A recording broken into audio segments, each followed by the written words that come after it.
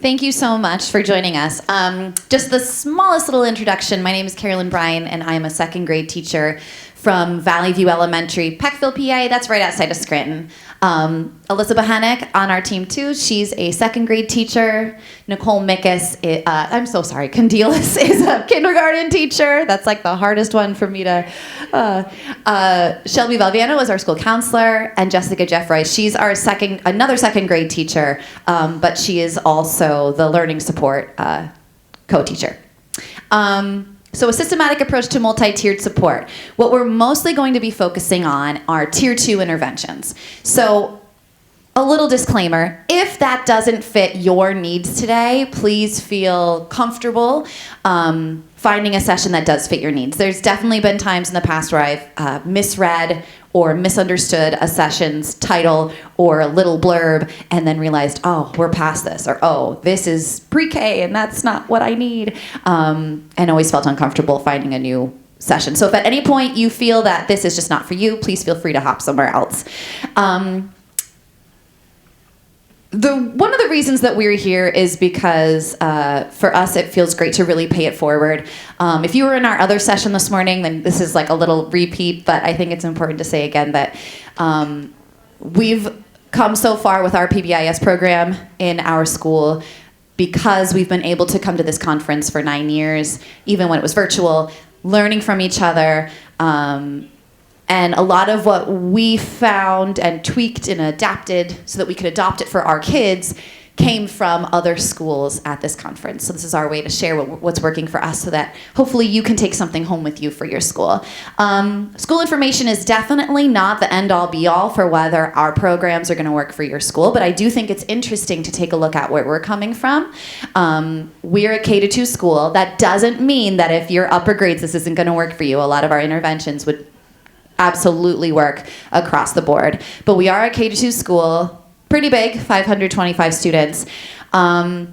We have, so that's about 8 teachers per grade. Full inclusion, co-taught. There's no pull-out for learning support. We have 2 autistic support classrooms and an emotional support classroom. So we do have a lot of, additional needs in our school.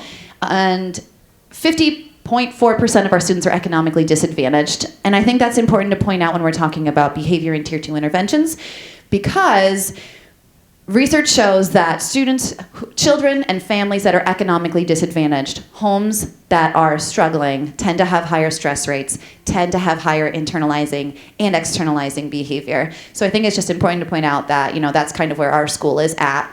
And we've needed these interventions, and we found interventions that have been working for us. Coming back to the why. So we've been doing this at our school for 9 years, and when we did an in-service at the beginning of the year for our faculty, I use this comes off of the PBIS website, and I think it's just important, if you've been doing this for a while with your school, to kind of go back to your why and what can PBIS give us, and just looking at the absolute real data points. These are just words up there, but all the sightings are underneath of what PBIS can do for us. And maybe taking a moment and looking at, picking out 2 of them and thinking that that's what you want your school to continue to improve upon. And seeing if from today's session you're able to find something that you can take back specific for that. So whether that's reduced office disciplinary referrals, or an increased perception of school safety from your teachers. Both of those things are things that PBIS can do for you, and maybe they're what you can take from our program specifically and bring it back to your school.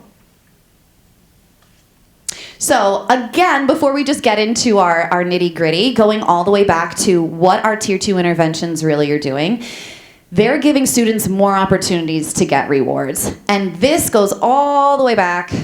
PBIS isn't new, but going all the way back when we're talking about psychologists and B.F. Skinner, when he's operant conditioning, if a person is rewarded for acting in a positive manner, then it's going to be a natural and more advantageous behavior for them. So I know that we have had so many faculty members saying, but what about the consequences? But PBIS is great, but what about the consequences? This isn't working, what about the consequences? And reminding ourselves, like, we know this works, but going back and going to the basics of, we know it works because this has been researched for so long that when people are rewarded for positive behavior, it works. Okay, so tier 1, what does that look like for us? Rewarding positive behavior consistently. We have a token economy for that. We use Cougar Cash that our students can buy from a Cougar store with. We're going to get just a little bit more into that in a moment. And there are no inherent negative properties of a reward, students getting a reward. Again, this is just something positive that you can remind your faculty about if they say, but what about the consequences? And then this is what we're really going to be focusing on. When we have tier 2 interventions, what they're really doing is creating a space for students who are not able to meet those tier 1 initiatives successfully. We're giving them additional opportunities to be rewarded. It doesn't always have to be a token economy. But what we do know is that when students are rewarded, say with a token economy or with positive adult attention, dopamine is released in their brains. So that's what's actually happening to us as well when we get a reward. And when we're rewarding students, it's that dopamine release in their brain. And that's why truly it becomes the most natural thing to happen because your brain is remembering it. The neuroplasticity that we have, that we're able to create new pathways and create new behaviors, rewarding our students is a way we can do that. So our tier 2 interventions give students opportunities either, again, through getting more, say Cougar Cash, or having small groups with adults, or being able to check in and check out with an adult. And that feels like a positive reward for them. So they can be positive praise, positive adult attention, token economy, or whatever works for that individual student. I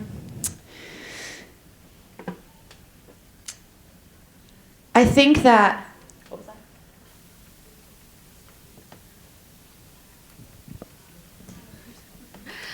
Just to give examples of other, if you're maybe stuck in a sense of maybe a token economy isn't working for some students, there are really easy student, self-surveys that you can do with students. I've done with students that you can see what they are motivated for. Sometimes you do the survey and they are motivated for the positive praise or adult attention. Sometimes it's, I want to earn that treat at the end of the day, whether it's food motivator or a different kind of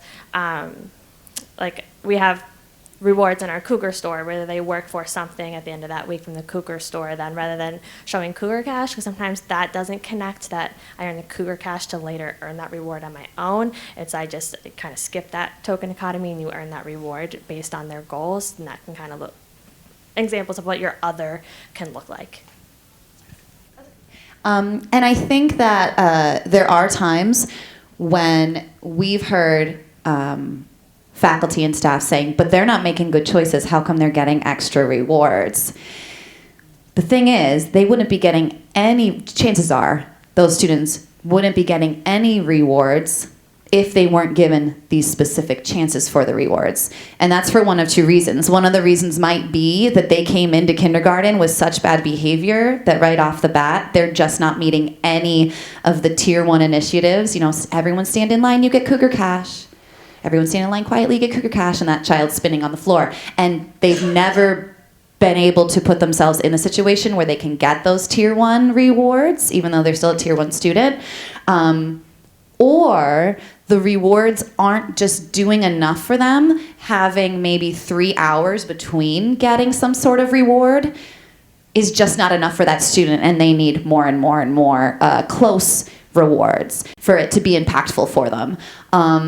And then that's why they're a tier 2 student, and we don't want them to be a tier 2 student forever. We want them to learn those positive behaviors through the extra additional rewards and eventually wean them off of that once we see that they're capable of doing that and sustaining that for a long period of time.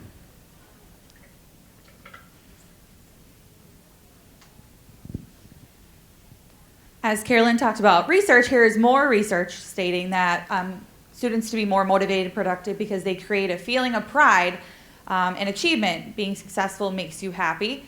And positive reinforcement can provide more long-term benefits because it positively impacts a child's long-term behavior.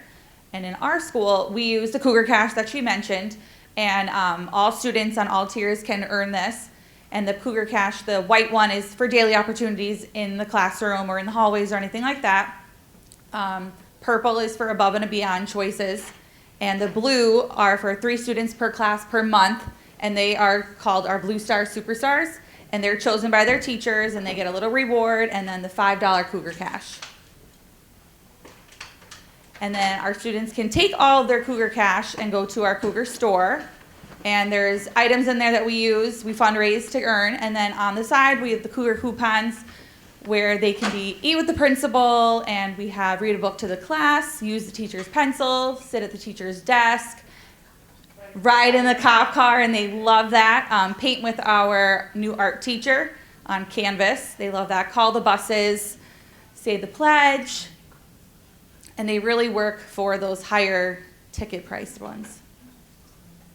We have monthly blowouts that all 3-tier students can attend. For example, we have the karate one. In the bottom, we have a fall festival. The top one is Zumba. The bottom one is, that's in May, the carnival. We have a Mrs. Claus that comes to our school, ice cream, socials. And our students really look forward to those every month. So moving more into Tier 2, specific to Tier 2 interventions include practices such as social skill groups, self-management, and academic supports. Targeted interventions like these implemented by typical school personnel are likely to have positive effects for up to 67% of referred students. And now Nicole's going to move more into that. Okay, so according to PBIS.org, these are just a few examples of Tier 2 interventions, such as very low effort by teachers, which I will talk about quite a bit more as we move forward in the slides, aligned with school-wide expectations, and implemented by all staff and faculty in a school. Okay, so as you see here, we have the check-in, check-out. We have token economy, also positive adult attention. So our check-in, check-out, which I will talk about a little bit more moving forward, the check-in, check-out, the students get rewards, so Cougar Cash for using the check-in, check-out, and also positive adult attention. Positive adult attention comes with mentoring, Cougar bus camp, small groups with our school counselor, and community partnerships, which Shelby will discuss moving forward as well. No? Okay. All right, so right here we have an example of a check-in, check-out. I have a larger example on one of the next slides, but it requires one adult coach, total of 5 to 7 minutes per day, which equals about 30 minutes a week, morning and afternoon to meet with students. So the student basically checks in with a teacher that we feel is the best fit for that student. Maybe that student had the teacher in the past. Maybe that student is close by to the teacher and knows that teacher and has kind of a good relationship with that teacher. So we would match that student up with the teacher. They would check in with them in the morning. All the teacher really has to do is say, let's make it a good day, check you in, give you your points, just some positive reinforcement for the beginning of the day so that student then makes good choices moving forward. And then the afternoon before the student leaves, they check out with the coach and say the student did not meet their goal.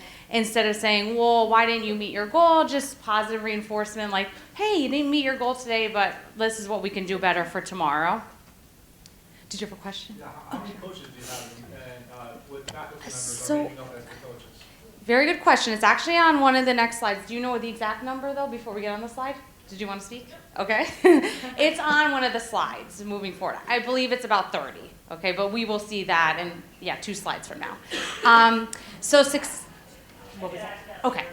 Success to us is students successfully completing the goal 80% for 10 days on the self-monitoring level and or weekly level. So the students to Carolyn's point in the beginning, like a lot of these students may not receive Cougar Cash at all because their behavior may not be that great. But if they are meeting their goal daily, then they do receive Cougar Cash, so it's positive reinforcement, and it helps them make good choices moving forward. Okay, so students to receive 3 major referrals, administration or teacher recommended through IST or SAC referrals, when, daily, beginning of and end of day, and how, using a form that divides up their day, students are scored on their behavior. They will receive a score of 80% or above. They met their goal for the day and received Cougar Cash. So the student needs to receive 80 or above to receive that Cougar Cash. Like I said earlier, although some students may not meet that goal, we just want to give them positive reinforcement. Hey, what didn't we do great today? Can we improve moving forward? Okay, this is an example of the check-in, check-out form. So as you can see, we have the check-in, morning routine, ELA, math, lunch, recess, specials, IE, snack, check-out. You could tailor this to that student's day. So not all students have ELA first in the beginning of the day, okay? If it's the end of the day, you could just simply move that to the end of the day. So it should follow that specific student's schedule. Okay, and then how? So families are notified with a letter. Students meet with coach begins on a Monday. Phase 1, 10 consecutive days of meeting their goals. Students move to self-monitoring. Phase 2, 10 consecutive days of meeting their self-monitoring goals. Students move to phase 3. Phase 3, weekly check-in, check-out, visiting with teacher casually or graduating entirely, based on student need, of course. And right here we have our check-in, check-out, number of coaches. So on 2017-18, we had check-in, check-out total 40. There were 27 coaches. 2022 to 23, we have 23 students, and number of coaches 29. So it's pretty consistent. Obviously 2020 was a very different year. So. Okay, and how successful is it? 23 students in check-in, check-out in 2022 to 2023, and 15 graduated. So, I mean, that's pretty good. You either do something or you do nothing, right? So 65% of students successfully graduate out of their Tier 2 intervention. So 65% is pretty good. We're pretty proud of that, right? All right, and I will give it off. Okay, sure. Sorry, just to touch on check-in, check-out a little bit. Because it was not in the slides.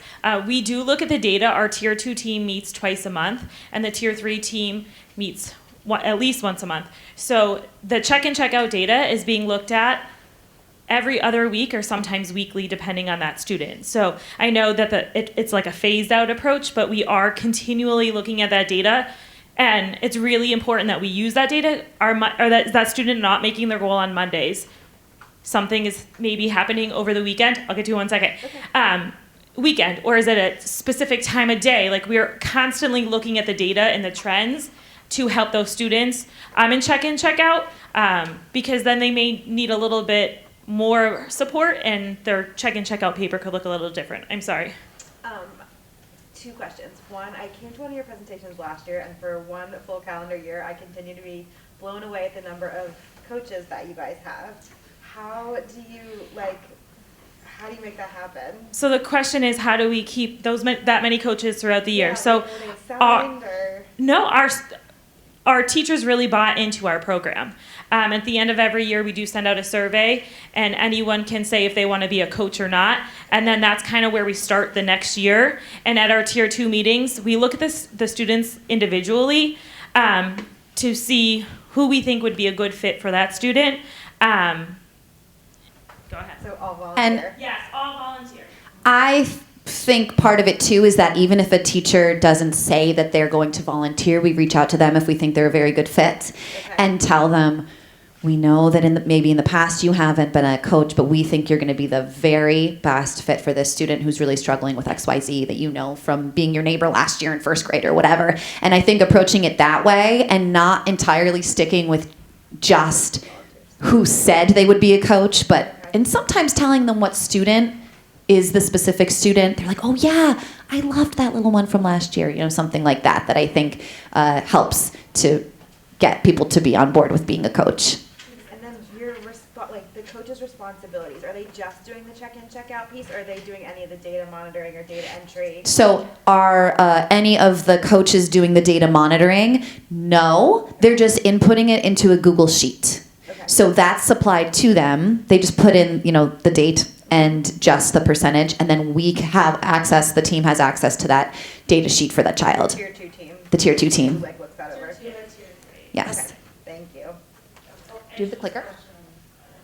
Is there any training that goes into the coaches, like, obviously, like, hey, the expectations and what we're going to talk about, like, if there is, how does that look like? And when do you do that? And Sure, it's not oh yes. Is there any training that goes in for coaches? It's not a specific training. We do have a letter explaining everything to them.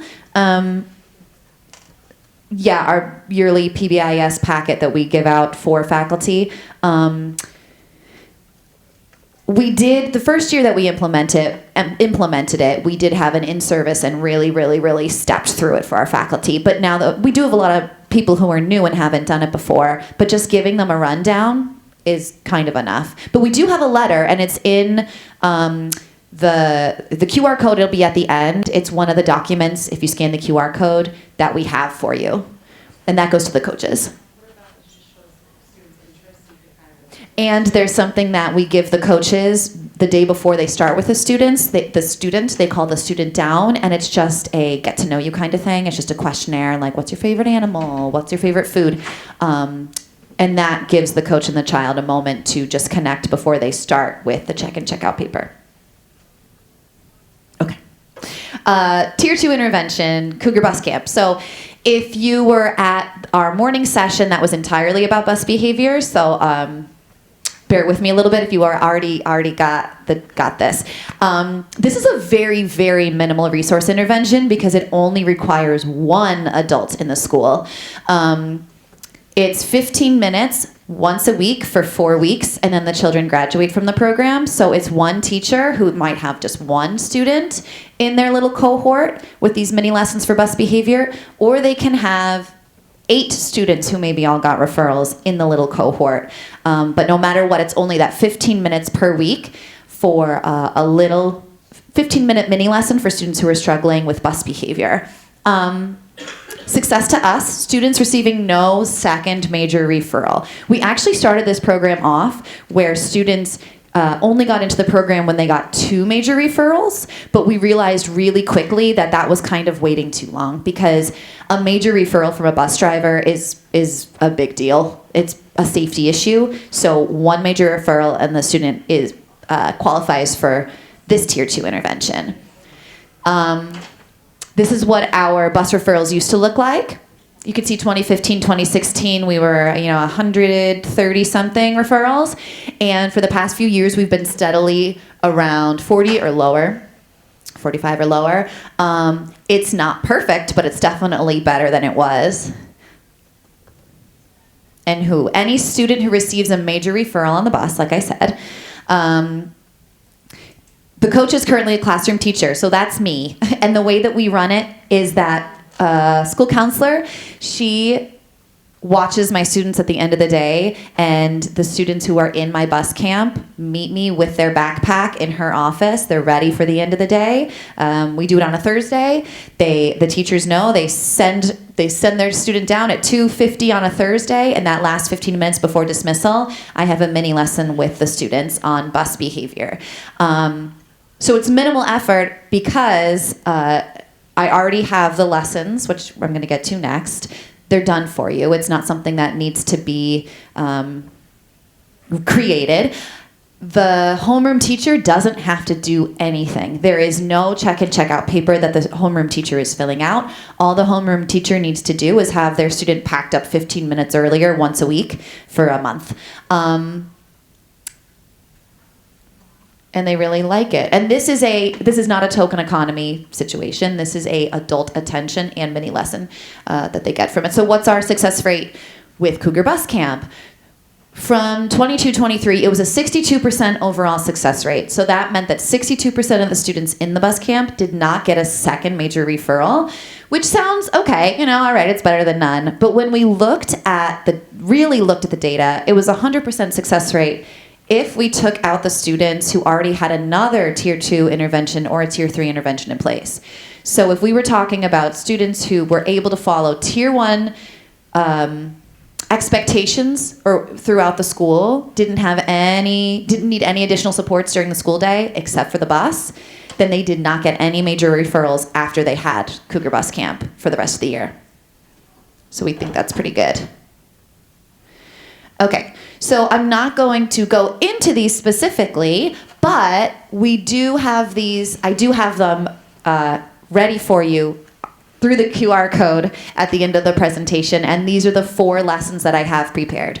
Cougar Bus Camp is more like a chance to go over safety with the students, of course, teaching them that the bus driver can't do their job. If you're unsafe on the bus, they just can't do their job, and explaining that to them.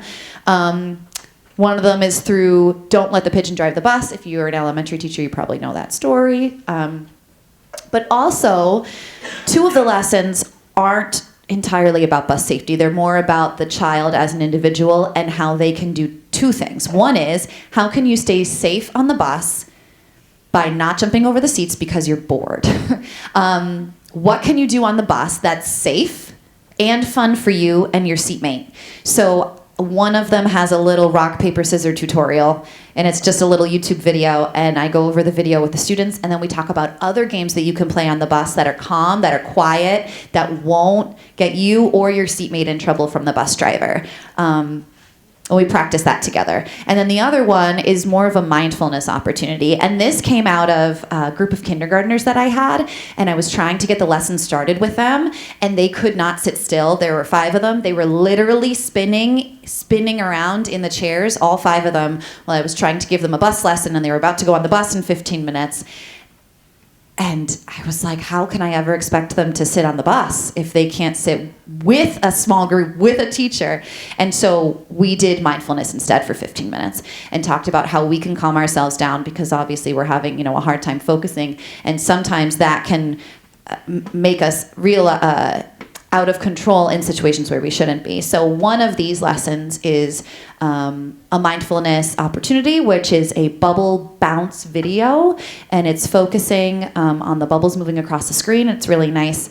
And then it's talking about how we feel in our bodies, giving them an opportunity to be mindful and trying to have them bring that with them onto the bus. So small group opportunity with me to learn about bus safety, but also give them individually as a group what they need. If I have a group of 2nd graders who I've had many times in kindergarten in bus camp and 1st grade in bus camp, and now they're in 2nd grade in bus camp, they know what's expected of them, and then the lessons I can tailor differently for their needs compared to kindergartners in September who just don't know the expectations yet. And on to mentoring. Hello, I'm Shelby. I'm the school counselor. I'm going to talk about our next few Tier 2 interventions. But first, I'd just like to highlight that I joined a very seasoned team. This is my 2nd year at Valley View Elementary School, so they really have a concrete program that I was able to jump right into and join in on their success and build more programs together, which is really nice. So I just wanted to highlight that they're a wonderful team to have today, and that I'm not that seasoned like they are here. So the first one I'm going to discuss is mentoring. So mentoring is a little more simpler than our check-in, check-out. So we have a form that is a weekly form, and it has smiley faces on it. And the student comes in and they get a mentor. Just like we would assign a coach, we have faculty that act as coaches and mentors, or just mentors. And they meet with the child and say, hey, how are we feeling coming into school this morning? They mark how they're feeling, and then again at the end of the day, they talk about their day. How are they feeling at the end of the day? And anything. It's just another way that we provide that positive reinforcement, allow them to build that positive relationship with another adult. We really target this intervention towards students who maybe have more internalizing behaviors, who we realize maybe needs another cheerleader in their corner. So again, it's very simple, 5 to 7 minutes a day, minimal resources. Success to us is a little less data oriented. It's something we're still trying to work on collecting that, then check in, check out. So again, we right now we monitor their feelings based on smiley faces. So we're trying to pair that up and see how we can actually calculate that and see how, be more data oriented with this tier 2 intervention. But success to us, it varies. So less trips to the nurse. I sometimes have frequent flyers to my office, so it's seeing those frequent flyers a little less because they're doing better. They have another cheerleader in their corner. It's more actively participating in class, more actively participating with friends and peers at recess or other unstructured times. So who, like I said, these are students who seek adult attention. We identified these students based off of sometimes teacher recommendation. We use a universal screener, which I will touch on shortly, who are more focused on the internalizing behaviors.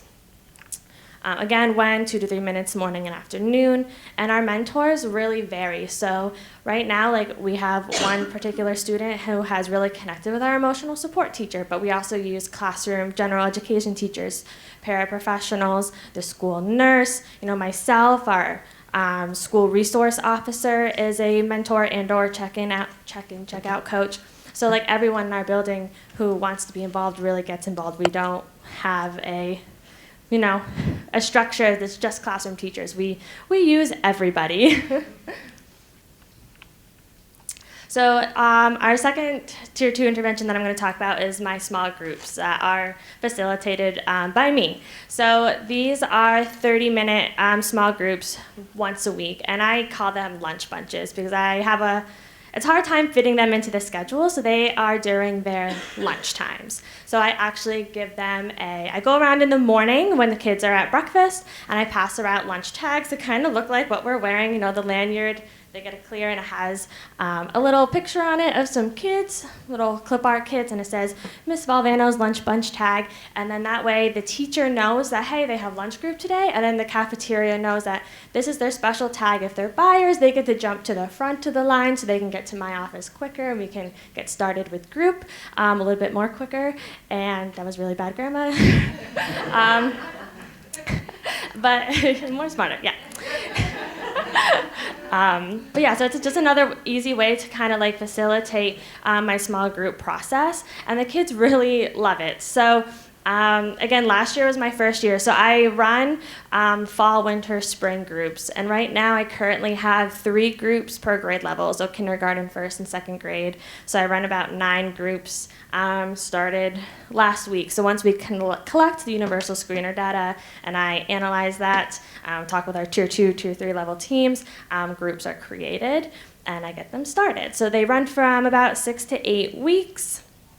Again, for 30 minutes once a week. And I have a variety of topics based on universal screener data. So currently we're doing social skills, self-esteem, self-regulation. I use zones of regulation, if anyone's familiar with that curriculum, to work on some externalizing behaviors, positive coping skills groups. It's very focused each round of groups on what the student needs are. And again, they're held in my office. So this is a little data from this past spring. So the blue is the high risk, orange is moderate risk, and then the gray is the low risk data. So this is the externalizing data for kindergarten, 1st, and 2nd graders last year. As you can see, we had more, we had a higher rate of externalizing behaviors in 2nd grade last year compared to 1st grade. And then we compare this each year, which is really nice to see where our students are at, especially by cohort as well, and how that changes each year. And then this is the internalizing data. You can see that we had more internalizing behaviors assessed on the universal screener than externalizing. So that says something, which means we have to gear some of our tier 2 or tier 3 level supports to the internalizing behaviors. Just a little bit more background on our population. So last year, fall groups, I had 21 students total, winter groups 40, spring groups 41. So I serviced about 102 K through second students that were identified as either moderate to high risk in externalizing or internalizing behaviors. So the top, this is not a pointer, the top, I was trying to, the top graph is the total externalizing data for K through second. The blue represents the high and moderate risk. So that is where we really focus on those students in our tier 2 and tier 3 meetings and see what kind of services we need. Are they successfully completing and moving back into tier 1 services once my small group's done, or maybe they have to do small group and check out, small group and mentoring, or whatever that combo looks like for them. And if things are not working, then we kind of assess at the tier 3 level and see what we need to do for them further. This is an example of the universal screener that I send to all our classroom teachers. So it's a Google spreadsheet, which is really nice. I actually found it doing research on universal screeners. The previous school counselor was great. She used a little bit different form that required a little bit more work. I was looking for a slightly easier route, and I landed on this. So all I have to do is copy and paste class rosters into these for the classroom teachers, and I send it out. So after 30 days into school, I send it out, because by that you should have a little better understanding of your kids at that point, and I want to get services started. So then they go, and all of these are observations. So I try to ask, like, don't make assumptions, just what have you seen? So the first grouping, you're rating them on externalizing behaviors, which can be, aggression, low academic ability. It can be sneaky, cheating, lying, those kind of things that are observed by you. The second part is the internalizing behaviors, which you might be like, that's a little harder to observe, but if you are on recess duty, is the child withdrawing from their friend group? Can you see them sitting by themselves at lunch? Okay, are they even vocalizing to you, I'm feeling lonely, my friends aren't playing with me? Those are the things that you can rate. And we all know they're affect. You get to know your kids in your classroom. So are they coming in more sad and upset each day? Like, those are things that you can observe and rate. And then the spreadsheet does all the totaling for you, which is wonderful. So it will total in the 2 columns and highlight them. So if they're high risk, they get highlighted red. Moderate risk, they're purple. Low risk, they stay blue. And if you want, I don't use the end of this spreadsheet because it's attendance and things like that, but it allows you to put more data in there, and I haven't used that part of it yet, but you're more than willing to do so. It's there for you. And what's also really awesome, part of this spreadsheet, there's different tabs at the bottom. So once all your data is in, it will also shoot out graphs for you. You want to look just at internalizing, it does a bar graph, it does pie charts for different sections, combines them together, which is also really easy on collecting data as well. So really fun resource that I found. And it's free, yes.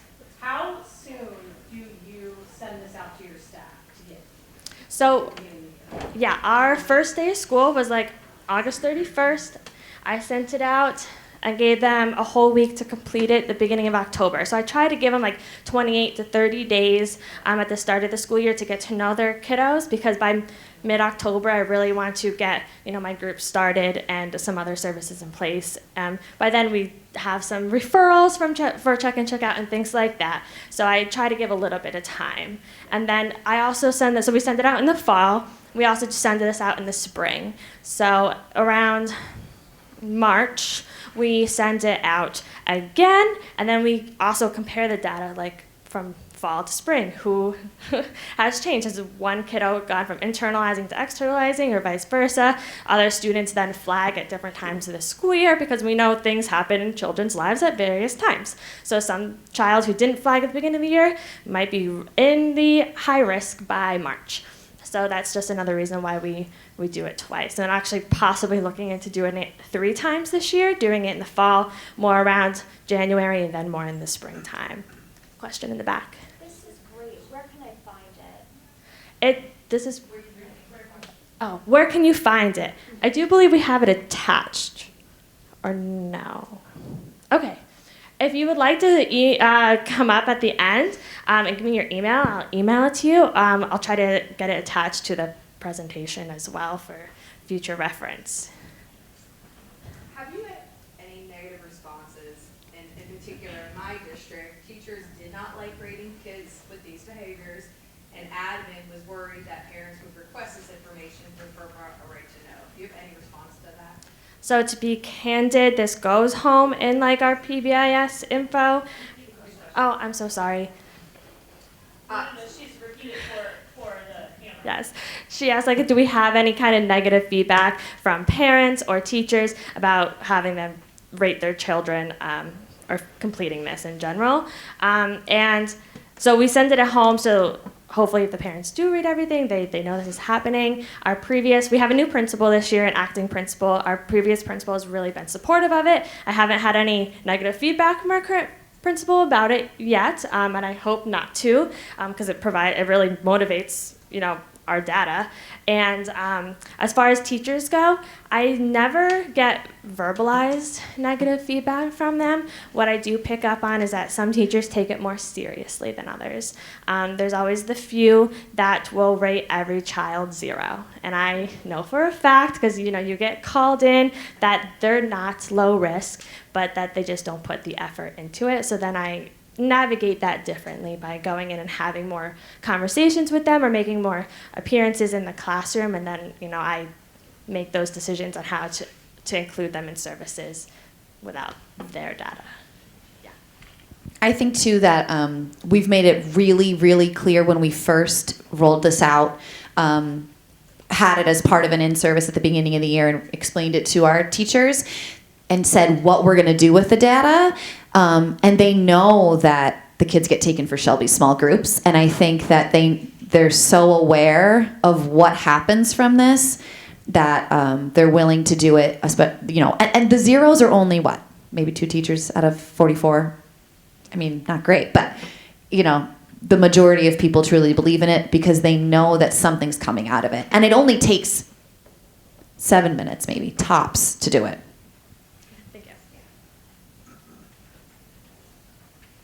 So how successful are small groups? That is kind of dependent on some other supporting factors the student has. When you dig into the data, based on those teacher rating scales, I use pre and post tests.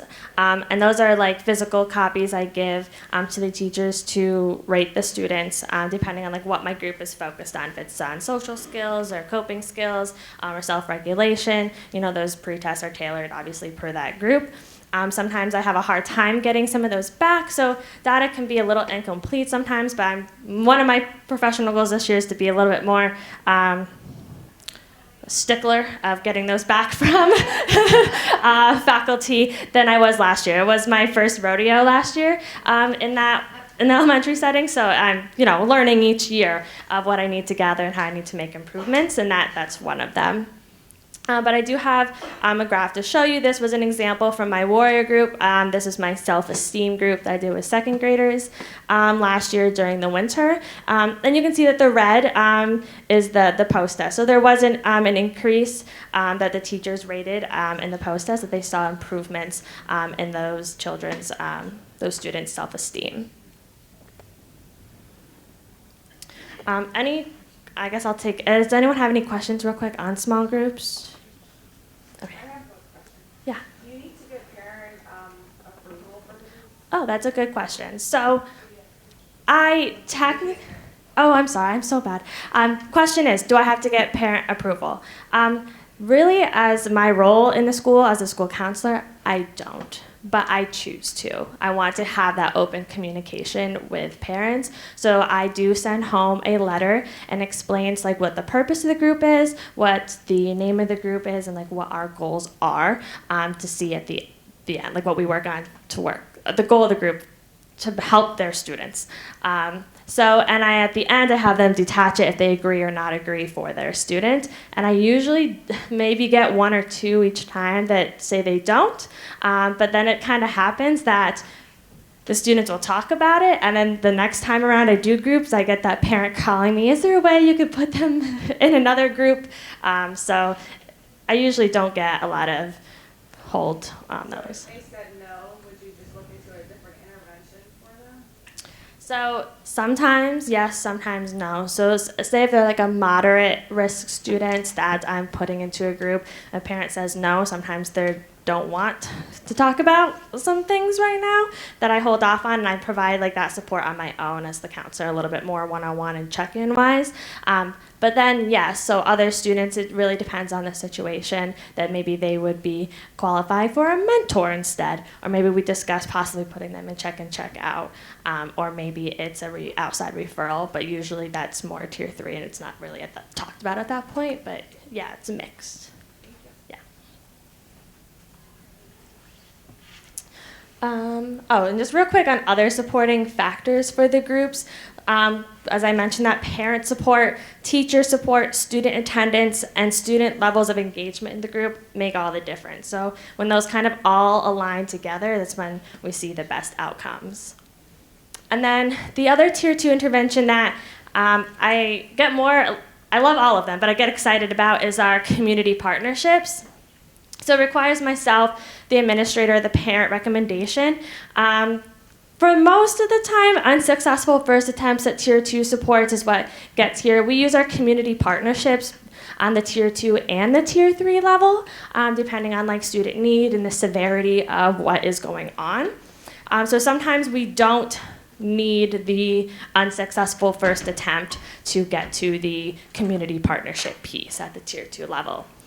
So success to us is meeting and maintaining treatment goals. So I'll dive into that. Decrease student office referrals, disciplinary referrals, increase in positive behaviors in all settings across the school.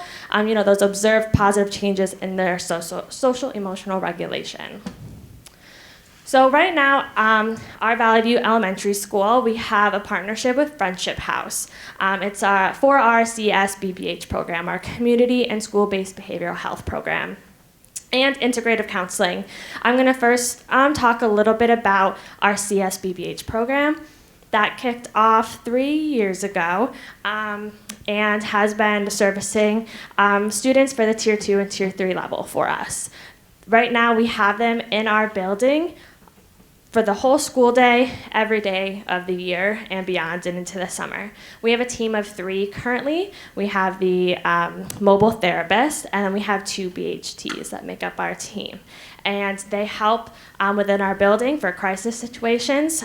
We really kind of tag team, because sometimes they may help out if a student is not on their team, just to have that extra mental health professional in the building help me, but they really contribute to the tier 1 as well. So SBBH uses a very similar check-in process. So if a student gets moved to this program, they go to SBBH's check-in, check-out paper, and again, we focus on their treatment goals once they are in that program. Integrative counseling is something that I initiated at the end of last year, coming from our NEIU, talking to different school districts. So it's a private counseling organization that's in our area, in the Scranton area where we're located. And they come into our school and provide counseling sessions once a week to our students, and faculty, which is fabulous. I always have the issues that I'm referring to outside mental health professionals, and in our area, we don't have a lot that service, 5, 6, 7, 8-year-olds. Like, that's really hard. So the fact that we have an organization, a private counseling organization coming into our school just to service this population of students, because, we all know prevention is important before they get up to that high school level. Maybe they don't need that tier 2, tier 3 level support once they get there. Like, we're getting it done at the early stages of their life. So this is great, and our faculty can benefit from them as well. They cover all major insurances. So compared to SBBH, they accept medical assistance, and that's how they bill. So it kind of limits also sometimes who we can refer to them. And integrative counseling accepts MA as well as all major insurances in our area, which then allows more referrals, more services to be provided to a wider population of students. So again, referrals are based on that individual student need. Universal screener data sometimes flag students before they're identified by me or maybe other people on our team. Previous Tier 2 supports and teacher and parent input really factor into these as well. Sometimes I just recently got a call from a parent who found out about integrative counseling, and they're like, and this student was not on my radar, but there's a situation happening at home. The parent jumped on it. I was like, I would really like them to start seeing somebody soon. I had that call on Monday. Our integrative counselor comes to schools on Wednesdays. That student was already starting. So it was a one-day turnaround, and the services started immediately, which does not happen in our area. So the fact that we have it in our school is something I'm very excited about. Oh boy. Oh, I forgot I did it this way. So, any questions on our partnerships? Okay. So Tier 1, just to kind of review what we've established so far as universal for all students. When we realize students need extra support, we dive into Tier 2, and they're more identified. So this should be the 5 to 10% of the student population, and the goal is that all the Tier 2 services we've talked about, our check-in, check-out, our Cougar bus camp, our mentoring, our small groups, and our community partnerships, so once they hopefully successfully complete those, we can turn them back into the Tier 1 level. But sometimes the students go to Tier 3, and that's where we, have the SAP referral. We have outside agency referrals beyond that through the SAP process. So just a review of factors that support students' successful completion of Tier 2 and transition back into Tier 1. The school goals align with parent goals. It's hard, and I know everyone in this room understands that sometimes that does not happen. It can be rare that our goals vary from what the parent goals are, and what we see in the school is different than what the parent sees as the problem. But when those things do align, we see a lot more progress being made. School, faculty, teacher participation. So again, we have a really nice buy-in from our faculty and staff that we have a lot of people who want to be that positive role model for our students and just create a more positive school climate for our kiddos. The parent-guardian participation and follow-through. So like a piece of our check-in, check-out is the fact that the parents sign the form when they come home, and then they bring it back. Parent-guardian participation, when I send home notes about how they're making progress in small groups, or what my small group is focused on. If they ask about how else can I pair this up with things at home, that kind of participation is really nice. The students' desire to make better choices, students practicing these skills being taught. So the more we ourselves model, I know sometimes it's really hard, but the more we positively model self-regulation, positive coping skills, and the students see that, the more that they are able to also practice the skills that we preach. Praising and rewarding students' attempts at practicing new skills. Again, that's where the Cougar Cash comes in, and more positive reinforcement. And then students' beliefs that they are being supported. Sometimes students come in and realize that don't have anyone who loves me or cares about me. That's why we have programs like mentoring that has that extra cheerleader for them in their corner, that they realize they are supported at school, they are cared for at school. And then the student self-awareness. So, when all these align, that we see tremendous progress. Sometimes some align, sometimes not all of them align, but these factors really contribute to the successful completion of Tier 2.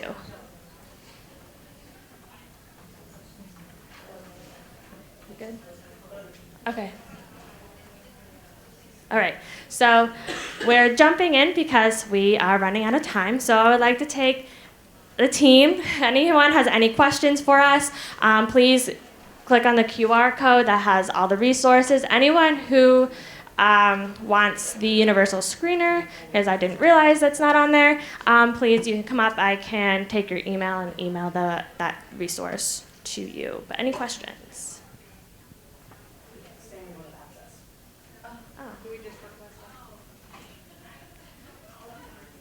Okay. How about? Yeah, request access, or I'm gonna just really quickly jump all the way to the beginning. A lot of clicks. If you would like to take a picture of our email addresses, feel free to email one or all of us, and we can answer questions after through email as well. We apologize.